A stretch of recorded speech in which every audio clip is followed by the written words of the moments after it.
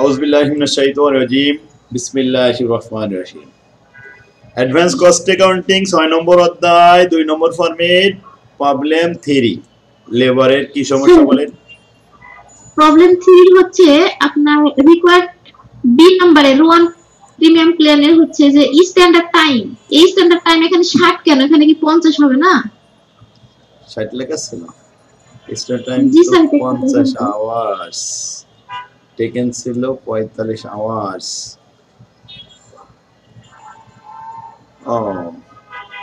এমনি সেই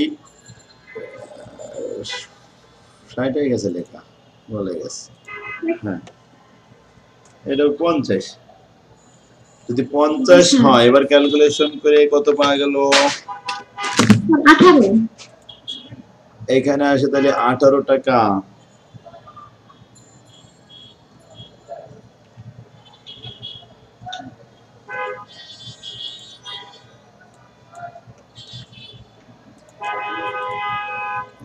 টাকা আর এদিকে আছে কত 180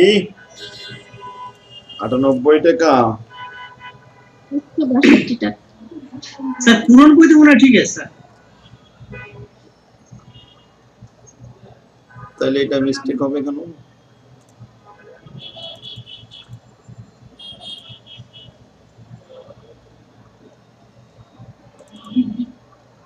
একশো 98 ভাগ 45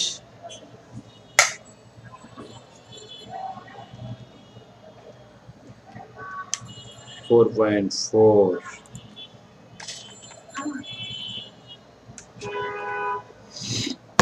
হ্যাঁ এটাই সমস্যা ছিল ক্লিয়ার হয়েছে আপনার তাই না জি স্যার ওখানে হচ্ছে আরেকটা ওই ওখানে নিচে সি নাম্বার টাইম টেকেন গুণ যে ইনফ্লেটেড টেকেন এটা কি মানে সেভ টাইমের টাইম সেভ এটা কি না এটা বুঝতে পারছি না এখানে আছে ইনফ্লেটেড ওয়েজেস রেট যেটা এটা আছে দক্ষতা ইফিসিয়েন্সি মানে দক্ষতা annual production divided by standard production into 100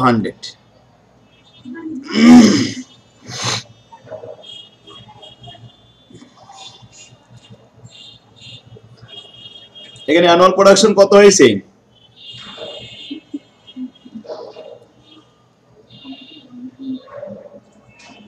150 না জি স্যার হ্যাঁ এখন 150 হয়েছে তাহলে আমাদের স্ট্যান্ডার্ড প্রোডাকশন হওয়ার কথা ছিল স্ট্যান্ডার্ড প্রোডাকশন আমরা মিনিট পেয়েছিলাম কত 20 মিনিট 40 আওয়ার্স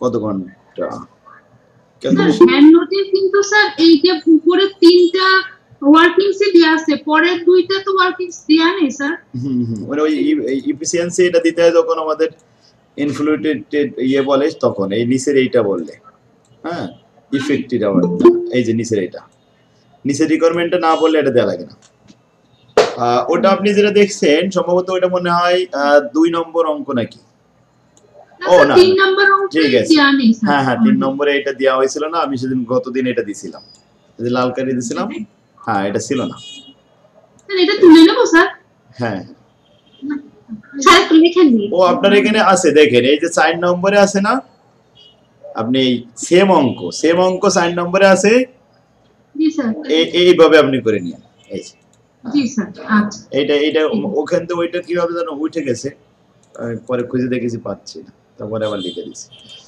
আচ্ছা ঠিক আছে আলহামদুলিল্লাহ স্যার স্ট্যান্ডার্ড টাইমের সূত্রটা আরেকবার বলেন তো স্ট্যান্ডার্ড প্রোডাকশন যেটা সেটার সূত্র হলো এই যে আর প্রথমে আমরা জানি 1 ঘন্টায় হয় 60 মিনিট প্রতি ঘন্টায় লেগেছে কত মিনিট প্রতি ইউনিটে কত মিনিট লাগলো 20 মিনিট ঠিক না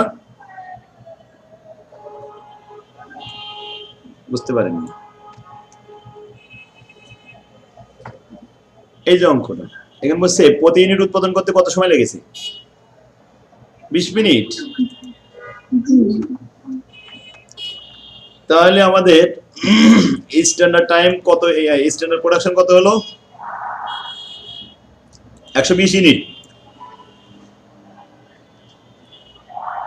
তাহলে স্ট্যান্ডার্ড প্রোডাকশন যদি 120 ইউনিট হয়, অ্যাকচুয়াল প্রোডাকশন যদি 150 ইউনিট হয়, তাহলে আমাদের দক্ষতা বেড়েছে না? 125% হয়ে গেছে।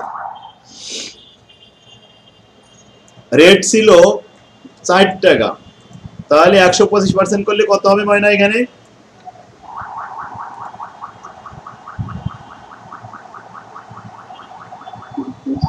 5 টাকা। তাহলে রেট এখন কত হয়েছে? 5 টাকা হয়েছে। এইটুকু ওয়ার্কিং করে নিতে হবে। এখানে আমাদের 3টে ওয়ার্কিং আলাদা করতে হবে। স্যার এটা না হ্যাঁ, এটা ছিল না, আমি এটা দেখেছি। আসলে এই ওয়ার্কিং গুলো ছিল, কিন্তু আমার মনে হয় কোন এক সময় সিলেক্ট করার সময়, এই যে আমি যখন সিলেক্ট করে স্ট্যান্ডার্ড টাইম থাকলে কি আরেকবার বলে, স্ট্যান্ডার্ড টাইম প্ল্যান যদি বলে তাহলে কি আমরা ইনফ্লেটেড ওয়াজেস স্টার্টটা করব না? হ্যাঁ হ্যাঁ, স্ট্যান্ডার্ড টাইম প্ল্যানের কথা তাহলে আমরা ইনফ্লেটেড ওয়াজেস স্টার্টটা বের করতে হবে না। ইনফ্লেটেড ওয়েজেস রেটটা আমরা বের করি মূলত এই 3টা ওয়ার্কিং করে, শুধুমাত্র এই প্রসেসের জন্য। একটা লাস্টে যেটা আমাদের বলে স্ট্যান্ডার্ড টাইম প্ল্যানের কথা। यस, এটা তো আবার সরে গেল পিছনে নিচে হয়ে গেছে। স্ট্যান্ডার্ড টাইম প্ল্যানের কথা। হ্যাঁ, টাইম প্ল্যান যখন বলি। ক্লিয়ার? আমি এদিকে একটু ঠিক করে নিই। আমার 3টে ওয়ার্ডস হয়ে গেছে, সেভ হয়ে গেছে।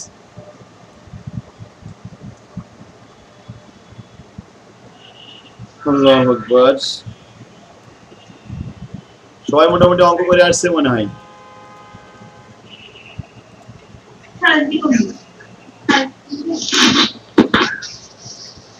আরে 5 নাম্বারটা একটু বুঝাতে হবে স্যার, 5 নাম্বারটা বুঝুন। 5 নাম্বার যাব।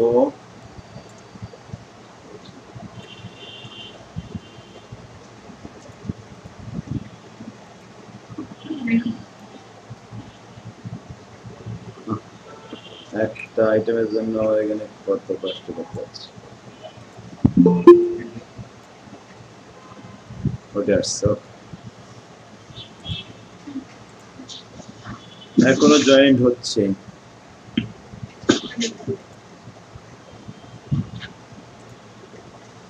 5 নম্বরে আসেন, কার কি সমস্যা? 5 নম্বরে আমরা দেখি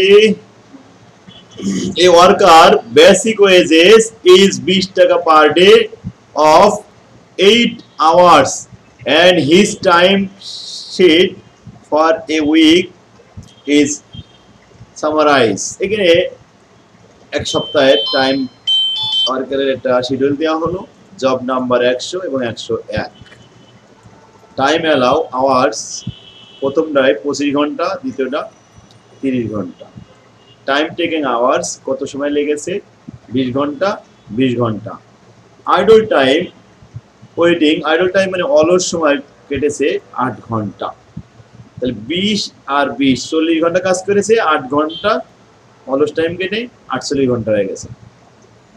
তাহলে টাইম অ্যালাউ ছিল 55 ঘন্টা, টাইম লেগেছে মাত্র 40 ঘন্টা, আর এদিকে আইডল 8 ঘন্টা, মোট হলো 48 ঘন্টা।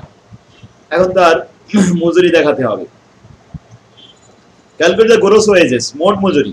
হি has earn for the week Rowan premium, সে কিন্তু রোয়ান প্রিমিয়ামের ফলো করে থাকে বোনাস সিস্টেম। তাহলে বোনাস স্কিম কার নিয়ম? হালসে না রোয়ান? রোয়ানের নিয়ম। তাহলে টাইম রেট 12 আওয়ার হচ্ছে 2.5 টাকা, ঠিক আছে? 8 ঘন্টায় প্রতিদিন 20 টাকা পাই, তাহলে টাইম রেট কত? 2.5 টাকা per hour. Bonus time save divide by time allow into time taken into time rate. এখন এটা তো আমাদের রোয়ানের নিয়ম অনুযায়ী। তাহলে দেখালাম জব নাম্বার যখন ফার্স্ট, ওই সময় টাইম সেভ হয়েছে 5 ঘন্টা, তাই না? এইখানে 5 ঘন্টা সেভ হয়েছে, আর এখানে কয় ঘন্টা সেভ হয়েছে? 10 ঘন্টা। টাইম টেকেন 25 ঘন্টা। Time taken sorry standard time 25 ঘন্টা, টাইম টেকেন 20 ঘন্টা। আর রেট কত? 2.5 টাকা বলেছে উপরে। তাহলে আসলো বোনাসটা 10 টাকা। রোয়ান এর নিয়ম অনুযায়ী ছক করলাম না, সরাসরি দেখা দিলাম। জব নাম্বার 101 যেটা, এখানে আমাদের কি কি হয়েছিল? টাইম অ্যালাউ 30 ঘন্টা, আর এখানে টাইম টেকেন 20 ঘন্টা, রেট 2.5 টাকা, টাইম সেভ কিন্তু 10 ঘন্টা। আমরা বুঝতেই পারছি 30 থেকে 20 বাদ দিলে 30 থাকে। ক্যালকুলেশন করে কত হয়েছে? 16 টাকা 67 পয়সা। এই হচ্ছে আমাদের বোনাসের কাজ। এখন আমরা দেখাবো গ্রোস ওয়ার্কিং ক্যাপিটাল বলেছে, গ্রোস ওয়েজেস, মোট মজুরি। জব নাম্বার 1 এর থেকে মজুরি পাবে নরমাল ওয়েজেস আর বোনাস দুটো যোগ করতে হবে। অবশ্যই এখানে একটা ব্র্যাকেট দিতে হবে। তাহলে নরমাল ওয়েজেস 20 ঘন্টা কাজ করেছে 2.5 টাকা করে পাবে, আর বোনাস পাবে 10 টাকা, তাহলে মোট পাবে 60 টাকা। আচ্ছা, এরপরে নরমাল টাইম ওয়েজেস, এটা একটা ব্র্যাকেট দিই, বোনাস পাইছে পরেরটা 16 টাকা 67 পয়সা। নরমাল কাজ করেছে 20 ঘন্টা, 2.5 টাকা করে পাবে, 50 টাকা আর 16 টাকা কত হয়? 66 টাকা 67 পয়সা। Work overhead, idol time. এখন আইডল টাইম কত সময় কেটেছে? এখানে সময় অলস টাইম নষ্ট হয়েছে 8 ঘন্টা। তাহলে প্রতি ঘন্টায় 20 টাকা। এখন ওই কারখানায় কিন্তু সে ছিল, যখন কারখানায় থাকবে, যদিও সে বিভিন্ন সময় হয়তো বসেছিল, ঘুরে বেড়াচ্ছিল, হয়তো অন্য কোনো সাব কাজ টাজ করতেছিল হয়তো বা, তাহলে এই 20 টাকা যোগ হবে। এখন হলো 60 আর 66 126, আর এই 20 146.67, মোট মজুরি হয়েছে তার 146 টাকা 67 পয়সা। এই হলো মজুরির টাইম। কি সমাজ আছে? এখন ক্লিয়ার?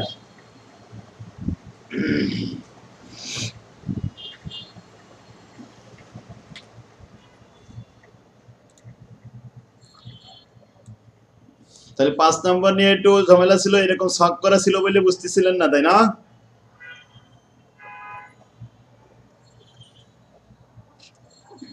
সবকটা মজুরি একই রকম।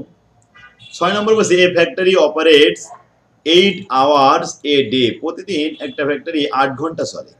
Following information is available to a 5 day.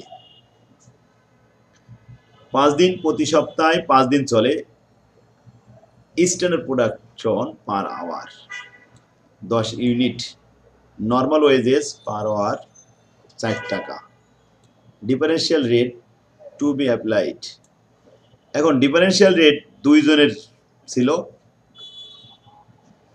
Taylor difference যদি বলা হয়, তা টেইলরের নিয়ম করতে হবে। এখানে অবশ্যই টেইলরটা নিচে বলেছে 75% of piece rate between the standard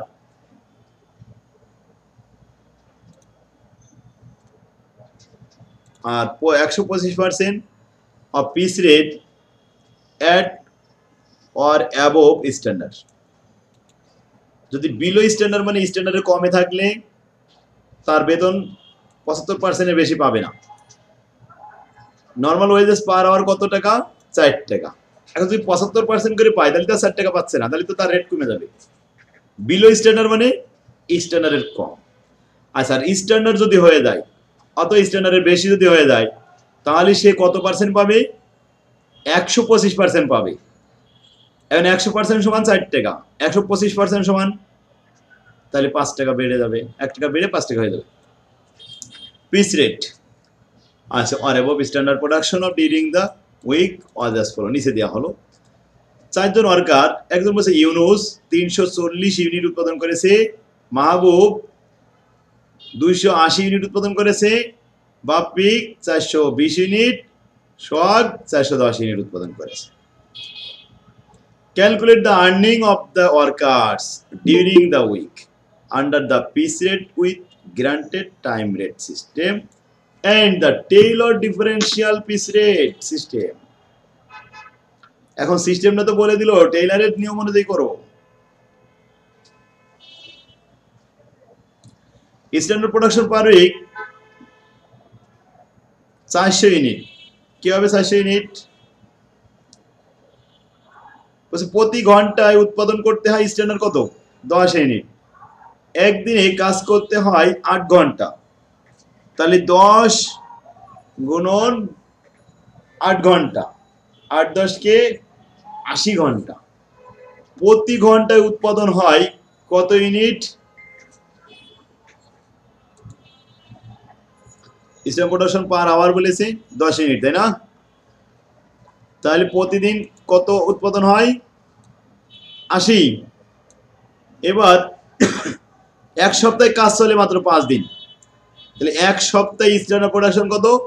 8 10 কে 80 গুণ 5, 5 8 40, তার মানে 400 ইউনিট স্ট্যান্ডার্ড প্রোডাকশন। এখন এফিসিয়েন্সি দেখাতে হবে। ইউনিট কাজ করেছে 380 ইউনিট, তাহলে তো স্ট্যান্ডার্ডের থেকে কম কাজ করেছে। সুতরাং এটাকে কিন্তু এই 75% বেশি বেতন দেওয়া যাবে না। সে কাজের দক্ষতা বেশি না, কাজ কম করে, এই জন্য তার বেতনের হার কম দিতে হবে। মাহবুব কাজ করেছে 480, যেখানে 400 পর্যন্ত ছিল স্ট্যান্ডার্ড, ও 480 উৎপাদন করে ফেলেছে, তাই তার বেতনের হার বাড়াতে হবে 125%। 4 টাকার জায়গায় 5 টাকা রেট দিতে হবে তার, সে আরো উৎসাহিত হবে কাজে। ইনসেন্টিভ। বাপ্পি 420 ইউনিট, 420 ইউনিট উৎপাদন করেছে, তাহলে 400 থেকে 420 কি বেশি না কম? বেশি। তাহলে এও কিন্তু রেট পাবে 125% করে। সোহাগ 410 ইউনিট, 410 ইউনিট। এবার এ কিন্তু বোনাস পাবে, মানে রেট পাবে। কত রেট পাবে? 125% হারে, কারণ দক্ষতা তার বেশি।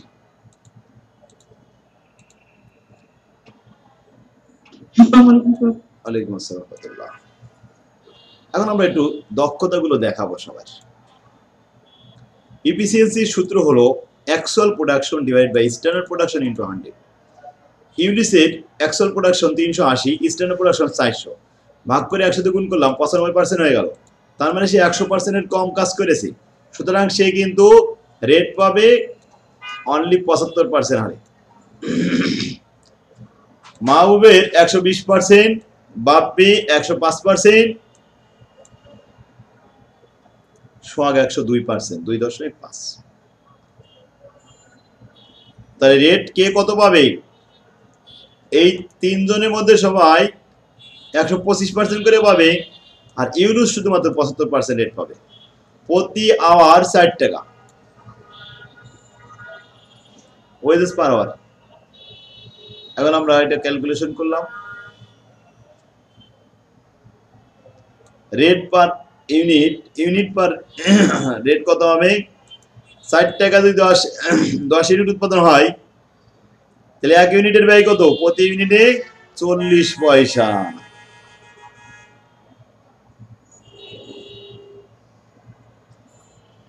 এখন আমাদের বিলো স্ট্যান্ডার্ড, যারা স্ট্যান্ডার্ডে কম কাজ করেছে, তারা পাবে অনলি 40 পয়সা হারে। 40 পয়সার 75%, 30 পয়সা পার ইউনিট। আর যারা স্ট্যান্ডার্ড অন অ্যাবভ, স্ট্যান্ডার্ডের উপরে চলে গেছে, তাদের কাজ প্রতি ঘন্টায় স্ট্যান্ডার্ডের উপরে কাজ করেছে, তারা রেট পাবে 125, অর্থাৎ 0.40-এর সাথে 125 গুণ করলে 0.50 পার ইউনিট। এখন মজুরিটা দেখাচ্ছি। ইউনুস কাজ করেছিল 380 ইউনিট, এর সাথে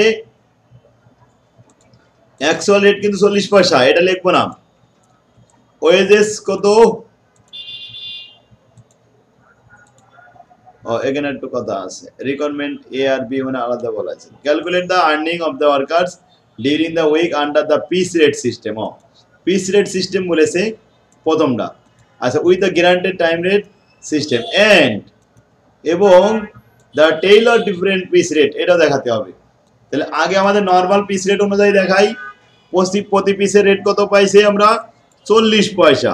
লিখলাম 40 পয়সা, 380 গুণন 40 পয়সা, এতে আসলে 152 টাকা। পরেরটা হচ্ছে 192 টাকা, 168 টাকা, 164 টাকা। Guaranteed hourly wages. এখন ঘন্টা কত? 40 ঘন্টা কাজ করে 5 দিনে, 5 8 40, সপ্তাহে 40 ঘন্টা কাজ করে। প্রতি ঘন্টায় রেট 4 টাকা, গুণ করলে হয় 160 টাকা প্রত্যেককে দিতে হবে। এখন ওয়েজেস পেবেল কোনটা হবে? 160 হবে না 152 হবে? গ্যারান্টেড টাইম রেট বলেছে বলে দুটোই করতে হবে। দুটোই করে যেটা বড় অর্কাটা সেটাই পছন্দ করবে। তাহলে প্রথমটা 160 পছন্দ করেছে, পরে 192 160 কোনটা হবে? এবার 192 পছন্দ করবে। এভাবে যদি দেখানো হয় কর্মচারীদেরকে, কখনো তারা কম নেবে না, তারা বেশি নেবে। 168 160 এর মধ্যে 68 বড়, 164 400, তাহলে এটা 400 বড়।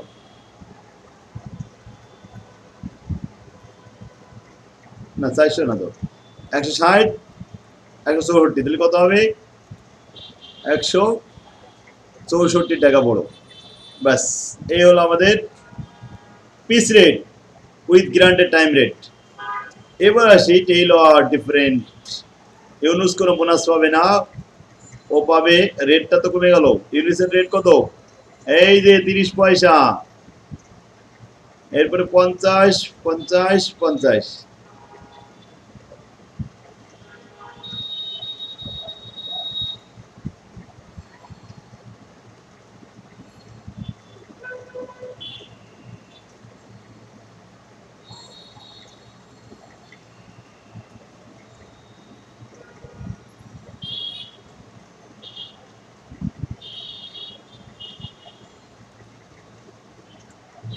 সাত নম্বর অঙ্কটা 3-এর মধ্যে সেম, পারা যাবে?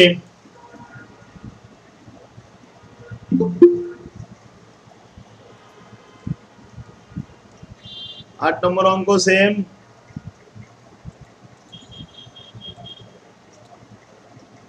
লেডিজ এন্ড জেন্টলম্যান, তাহলে আমরা ওয়েজেস দেখতে পাচ্ছি সবই প্রায় একই রকমের। ইনশাআল্লাহ লেবারের এই অঙ্কগুলো পারা যাবে, তাই না? এই যে এখন কিছুক্ষণ আগে আমরা এই অঙ্কটা করলাম না, ইউনুস নাম ছিল 380, এটা মঞ্জু মমিন এরকম নাম দিয়েছে, নাম চেঞ্জ করে 16-14 সালে দিয়ে দিয়েছে।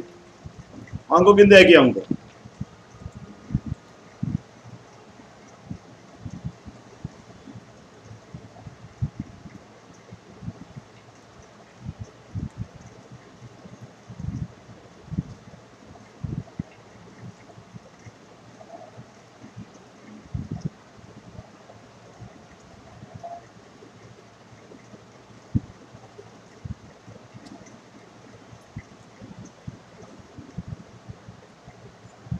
তাহলে আজকে আমরা এই পরের অঙ্কগুলো পাশের কাজ দিয়ে আমরা একটা অন্য অধ্যায় শুরু করব।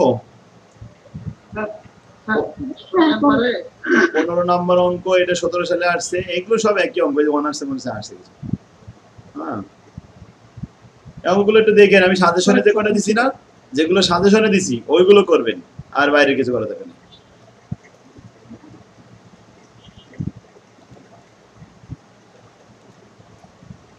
তাহলে আমাদের 7 নম্বর অধ্যায়টা শুরু করতে পারি, তা তাড়াতাড়ি শেষ হতো। এটা হলে আমাদের শেষ অঙ্ক 7 নম্বর পর্যন্ত। হ্যাঁ, এটা হলে আমরা নতুন অন্য বইতে চলে যাবো ইনশাল্লাহ। এটাই শেষ অধ্যায়। এই ইনভেন্টরি মজুদ ব্যবস্থাপনা, এখানে আমাদের জাস্ট ইন টাইম জিটের অঙ্ক আছে, জিটের অঙ্ক নেই সাথে, ইওকিউ ইকোনমিক্যাল অর্ডারিং কোয়ান্টিটি অঙ্ক আছে। এগুলো, এই অঙ্কগুলো আপনাদের সব আগের থেকে পারা অঙ্ক, এগুলো সব করা অঙ্ক, দেখলেই পারবেন।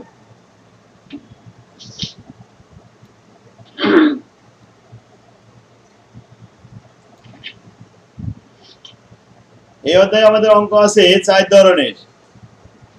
প্রথমে ইওকিউ ইকোনমিক্যাল অর্ডারিং কোয়ান্টিটি, তারপরে মিক্সড হচ্ছে আমাদের যে ডেঞ্জার সেফটি এমার্জেন্সি এইগুলো, তারপরে আরওআই রিটার্ন অন ইনভেস্টমেন্ট, এরপরে ফ্লেক্সিবল।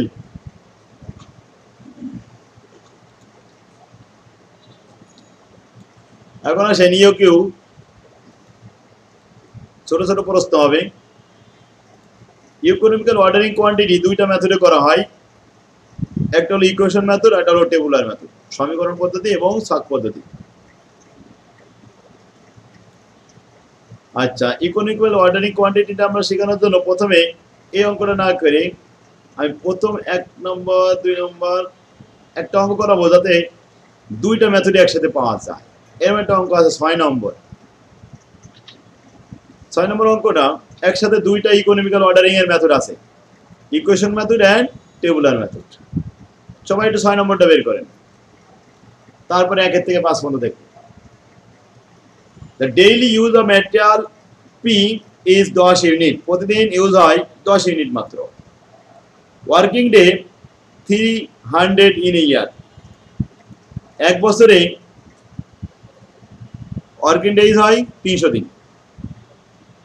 365-60 দিন যে হয় এগুলো কিন্তু বাকিগুলো বন্ধ থাকে, তাই ওয়ার্কিং ডে চলে বছরে 300 দিন। প্রতিদিন কাজ চলে, কত ইউনিট লাগে? 10 ইউনিট লাগে। তা 300 গুণ 10, 3000 ডিমান্ড। অ্যানুয়াল ডিমান্ড কত unit? 3000 unit. Storing cost is 10%, তাহলে স্টোরিং কস্ট মানে carrying cost. 10% of material cost, unit cost of material 5 টাকা, এই 5 টাকা 10% 50 পয়সা। Cost of the ordering is 30 টাকা পার অর্ডার, প্রতি অর্ডারের কস্ট কত? 30 টাকা। Find out the EOQ, EOQ বের করে দেখাও। Equation method and tabular method, দুইটা মেথডে দেখাতে হবে। উই নো দ্যাট, আমরা জানি যে এখানে ইউকিউ সমান সমান রুট ওভার উপরে 2 into A O by C, তাহলে 2 এ ও বাই সি, এতে অ্যানুয়াল ডিমান্ড, ওতে অর্ডারিং, সিতে ক্যারিং কস্ট। হিয়ারে আমরা লিখবো অ্যানুয়াল ডিমান্ড প্রতিদিন 10 ইউনিট, 300 দিনে 3000 ইউনিট। ওতে অর্ডারিং কস্ট, সিতে ক্যারিং কস্ট। ক্যারিং কস্ট হলো 5 টাকার 10%, 50 পয়সা। এখন আমরা গুণ করলাম 2 এর সাথে 3000 গুণন 30 ডিভাইড বাই 50 পয়সা। আচ্ছা, এখন 1,80,000 কে পয়েন্ট দিয়ে ভাগ করলাম, 0.5 দিয়ে 3,60,000। 3,60,000 কে রুট করলাম 600 ইউনিট, অনলি 600 ইউনিট। তার মানে ইকোনমিক্যাল অর্ডারিং বলতে আমরা বুঝি ন্যূনতম ব্যয় ফরমাইশ, কি পরিমাণ মাল ক্রয় করলে ব্যয় সর্বনিম্ন হবে। যদিও বছরে 3000 লাগবে, একবারে 3000 ইউনিট কিনবো না। কত করে কিনলে ব্যয় কম হবে? বলছে 600 করে কিনলে ব্যয় কম হবে। হ্যাঁ, অনেকে বলবে একসাথে কিনলে তো দাম কম পাওয়া যায়, অমুক পাওয়া যায়, তমুক পাওয়া যায়, অনেক কিছু বলা হবে। কিন্তু আসলে একসাথে ক্রয় করতে গেলে টাকা ইনভেস্ট করা লাগে, সেই টাকাটা ম্যানেজ করতে গেলে আবার সুদ দেওয়া লাগে। তারপরে একসাথে মাল ক্রয় করলে এটা গোডাউনে রাখতে হয়, গোডাউন ভাড়া দেওয়া লাগে নিয়মিত। এইসব করে সবকিছু মিলাই আমাদের কি পরিমাণ ক্রয় করলে ভালো হবে? 600 করে ক্রয় করলে ভালো হবে। এখন এটা তো সমীকরণ পদ্ধতিতে আমি বের করলাম, এটা টেবিলের মাধ্যমে বের করা যায়, টেবুলার মেথড। প্রথমে 3000 ইউনিট, এটা আমরা বক্স করব, বক্স করে দেখাবো। প্রথমেই যাও, বক্সে আমরা কয়টা কলাম দেব? কলামের সংখ্যা কাল্পনিকভাবে নেওয়া যায় 6টা অথবা 7টা, 5টা 7টা, 6টা থেকে নেওয়া বেশি ভালো, 6-7টা। তাহলে পার্টিকুলারের ভিতরে লিখলাম, এরপরে কলাম 1 2 3 4 5 6টা কলাম দিছি। 6টা কলামের ভিতরে প্রথমে লিখেছি অ্যানুয়াল ডিমান্ড 3000 3000 3000 সবগুলো, এই 3000 আছে অ্যানুয়াল ডিমান্ড, উপরে থেকে নিলাম কিন্তু। এবার আসি আমরা নাম্বার অফ লট। আমরা নাম্বার অফ লট কিভাবে দেখাবো? যে সাপোজ 3000 যদি আমি দুইবার কিনতে চাই, 3000 ইউনিট ক্রয় করতে আমাদের 3000 1,500 কে দুইবার কেনা যাবে। দুইবারে কিনলে 1,500 করে কেনা যাবে, 3বারে কিনলে 1000 করে কেনা যাবে, 4বারে যদি কিনে তাহলে 750 করে কিনে আসা যাবে। আচ্ছা, 5বারে যদি ক্রয় করি তাহলে 3000 কে 5 দিয়ে ভাগ করলে 600 ইউনিট হয়। এরপরে 3000 কে 6 দিয়ে ভাগ করলে 500 ইউনিট হয়। 3000 কে 8 দিয়ে ভাগ করলে 375 ইউনিট। এখানে একটা 7 দিয়ে ভাগ করা হয়নি, তাই না? কেন 7 দিয়ে ভাগ করলাম না? 7 দিয়ে ভাগ করলে 3000কে ভগ্নাংশ চলে আসে, রাউন্ড ফিগার হয় না, তাই 8 দিয়ে ভাগ করেছি। আরেকটা ঘর আপনারা নিতে পারেন, সেটা হলো 10 দিয়ে ভাগ করা যায়। 10 দিয়ে ভাগ করলে অনলি 300 ইউনিট হবে। আরেকটা ঘর বাড়ায় দিবেন, কোনো সমস্যা নেই, কাল্পনিক তো। আচ্ছা, এবার আসেন, তাহলে অর্ডার সাইজগুলো আমরা বুঝে ফেলেছি। 3000কে 2 দিয়ে ভাগ করে 1500, 1000, 750, 600, 500, 375। এটাকে এভারেজ করতে হবে। এভারেজ মানে 2 দিয়ে ভাগ করতে হবে। এই 1500কে 2 দিয়ে ভাগ, 1000কে 2 দিয়ে ভাগ, এইভাবে ভাগ করে ফেলতে হবে। 2 দিয়ে ভাগ করলে কত আসবে? 750, 500, 375, 300, 250, 187.5। আচ্ছা, এটা হলো আমাদের average unit. Cost per unit 5 টাকা। এভারেজ ইউনিটের সাথে কস্ট পার ইউনিট গুণ করলে ইউনিট প্রতি টোটালি ব্যয় বের হয়ে আসবে। এই ব্যয়ের উপরে ক্যারিং কস্ট বের করতে পারবো।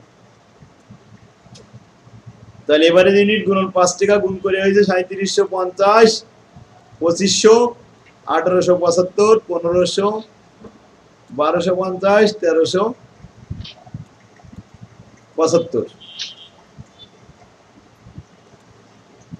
1250 পরে আর কত হয়েছিল? 937.5, তাই না? আচ্ছা, এরপরে আসি ক্যারিং কস্ট আমরা কত পার্সেন্ট করে দিব? এই ফিগারের উপরে 10% করে গুণ করতে বলা হয়েছে। ক্যারিং কস্ট প্রস্তুত ছিল 10%, তো 10% গুণ করলাম। 3750 এর সাথে 10%, 2500 10%, বাস ক্যারিং কস্ট হলো। এবার ordering cost. Ordering cost, number of order আছে 2টা, প্রতি অর্ডারের ব্যয় হলো 30 টাকা। 30 গুণন 2 60 টাকা, 3 গুণন 30 390 টাকা, 4 গুণন 30 120 টাকা অর্ডারিং কস্ট। কিন্তু কি সবাই বুঝতে পারছেন? এটা ক্যারিং কস্ট আর অর্ডারিং কস্ট যোগ করতে হয়। যোগ করলে আমাদের টোটাল কস্ট পাওয়া যায়। Total cost carrying plus ordering.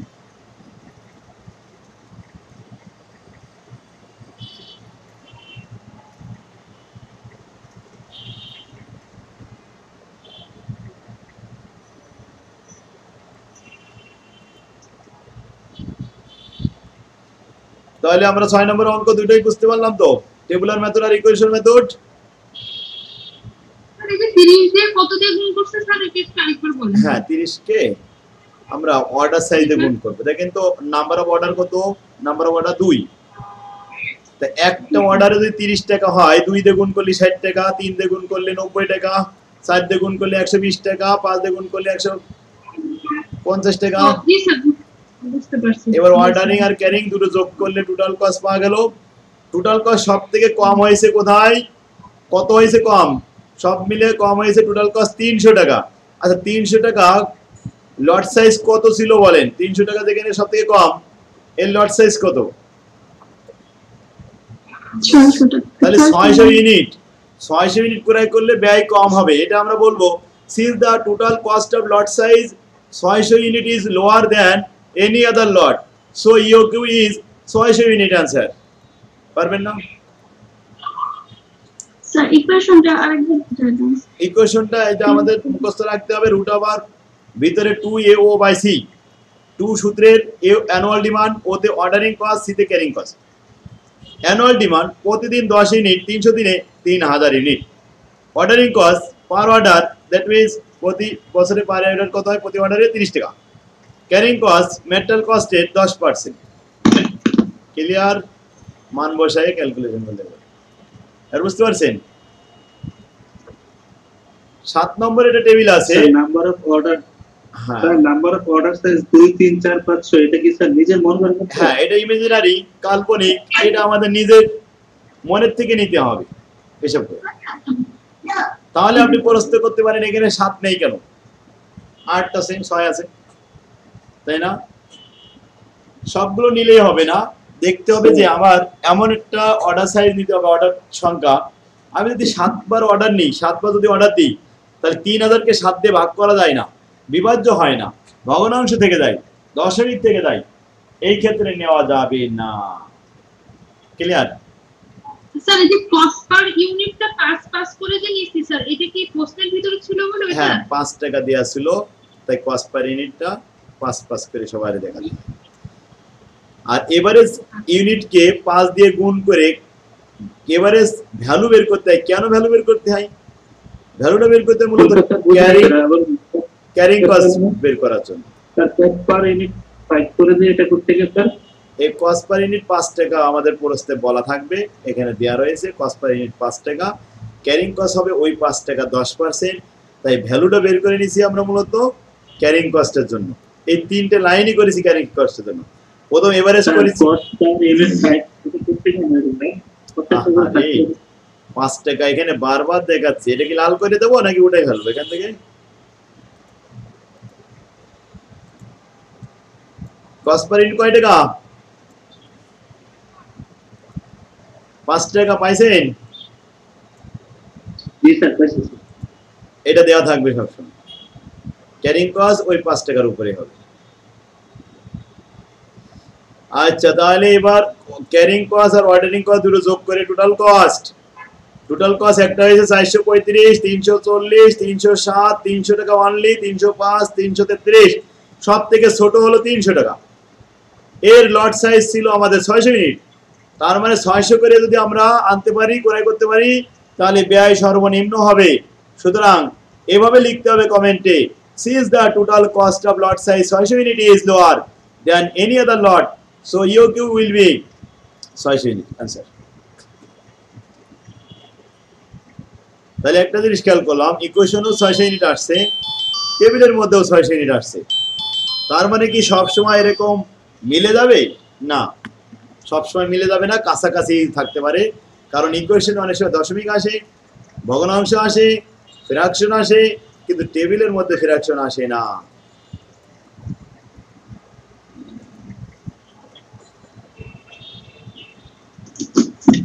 সাত নম্বর অঙ্কটা বলছে যে ইকুয়েশন কত টেবুলার মেথডে করতে হবে। হ্যাঁ এটা উল্লেখ থাকবে, এই যে find out the EOQ using that equation method using the tabular method। 7 নম্বরে বলছে the inventory requirement per year annual demand 6000 unit, cost per unit প্রতি ইউনিটের ব্যয় 5 টাকা, ক্যারিং কস্ট ইউনিট প্রতি 1 টাকা। এবার খেয়াল করেন ক্যারিং কস্ট কি পার্সেন্টেজ বলেছে নাকি ইউনিট প্রতি টাকা দেওয়া রয়েছে? ইউনিট প্রতি টাকা দেওয়া রয়েছে, তাই না?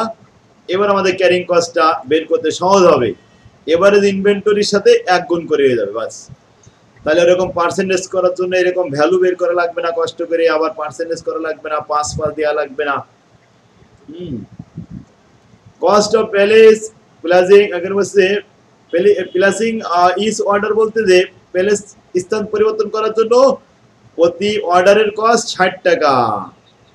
অল্টারনেটিভ অর্ডার সাইজ কটা দেওয়া হয়েছে? 6000, 3000, 2000, 1200, 1000 এবং 200, 6টা লেভেল ওরা দিয়ে দিচ্ছে আমাদেরকে। তাহলে আমরা আর লট সাইজ ধরবো না, আন্দাজে যদি দেওয়া থাকে ওটা ইউজ করতে হবে। 6টার জন্য 6টা কলাম অবশ্যই করতে হবে, আর এদিকে পার্টিকুলার একটা কলাম থাকবে। অ্যানুয়াল ডিমান্ডটা হলো আমাদের 6000। আচ্ছা এবার আসি লট সাইজ আমাদের যা দেওয়া আছে এটা দেখে এখানে বসাই দেবো। এই লাইনটা বসানোর পরে উপরে যে 6000 আছে মাঝে মনে করেন কিছু নেই, এই লাইনে কিছুই নেই, এটা কিভাবে বানাচ্ছি? 6000কে 6000 দ্বারা ভাগ করিলে 1 হয়, 6000কে 3000 দ্বারা ভাগ করিলে 2 হয়, 6000কে 3 দ্বারা ভাগ করলে 2000 হয়।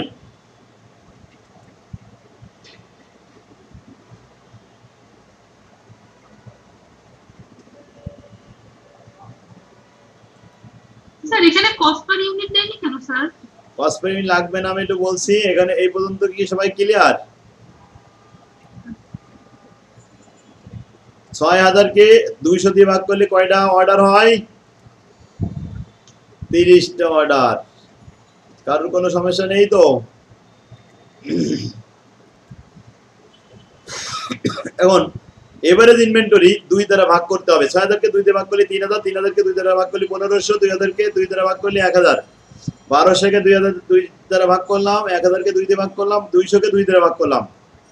এবার আসি, এখানে আমরা কস্ট পার ইউনিট দিয়ে গুণ করে এভারেজ ভ্যালু বের করি। কি জন্য? ক্যারিং কস্ট বের করার জন্য। ক্যারিং কস্ট যখন পার্সেন্টেজ দেওয়া থাকে, কিন্তু আমাদের এখানে বলছে ক্যারিং কস্ট হবে প্রতি ইউনিটে 1 টাকা, পার্সেন্টেজ না। এই 1 টাকা কার সাথে গুণ করতে হয়? এভারেজ ইনভেন্টরি ইউনিটের সাথে। এভারেজ ইনভেন্টরি ইউনিট এইগুলো 3000, 1500, 1000, 600, 500, 100। এটার সাথে আমাদের ক্যারিং কস্ট গুণ করতে হবে 1 টাকা। 1 টাকা গুণন 3000, 1 টাকা গুণন 1500, 1 টাকা গুণন 1000, এইভাবে গুণ করে করে বাস টাকা পেয়ে গেছি আমরা। এগুলো এই ইউনিটের সংখ্যা, এর টাকার সংখ্যা মিলে গেছে। এখন অর্ডারিং কস্ট, একটা অর্ডারে 60 টাকা, তাহলে আমাদের প্রথম অর্ডারটা একটা, তাহলে 60 টাকা। দুটো অর্ডার হলে 120 টাকা, তিনটে অর্ডার 180, পাঁচটা অর্ডার 300।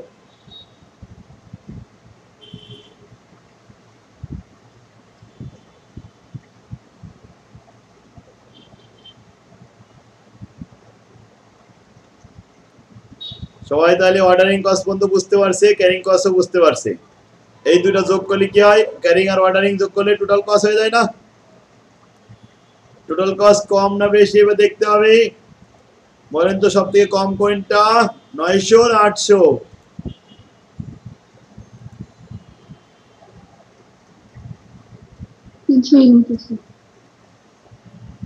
860 যেটা, এটা সব থেকে কম। এর লট সাইজ কত ছিল? 1000 ইউনিট আমাদের answer. Since the total cost of lot size 1000 unit is lower than any other lot, so EOQ সমান 1000 ইউনিট। কে বোঝা গেছে এবার?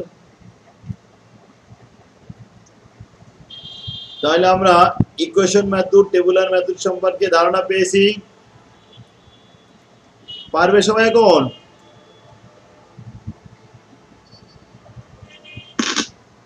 আজকে ছোট ছোট অঙ্ক তো 10 পর্যন্ত দিব। ছোট ছোট অঙ্ক সবগুলো এরকম ছোট ছোট অঙ্ক, সূত্র ছাড়া আর কিছুই না। কি পারবে না ইনশাআল্লাহ চেষ্টা করলে? জি স্যার। এখন আজকে আমাদের এই পর্যন্তই। ভিডিওটা একটু বড় হয়ে গেছে, আমি আপলোড দিয়ে দেব। এখন আমরা আগামী ক্লাসে যদি একটু আর একটু করতে পারি, এগিয়ে যেতে পারি, তাহলে হয়তো শেষ হবে। আগামী একটা বা দুটো ক্লাসে আমাদের এই অধ্যায় শেষ হলেই এই সাবজেক্টটাই শেষ। এই সাবজেক্টে আর করা লাগবে না। 8টা অঙ্ক আছে, 8 নম্বর অধ্যায় করা লাগে না। তো এরপরে আমরা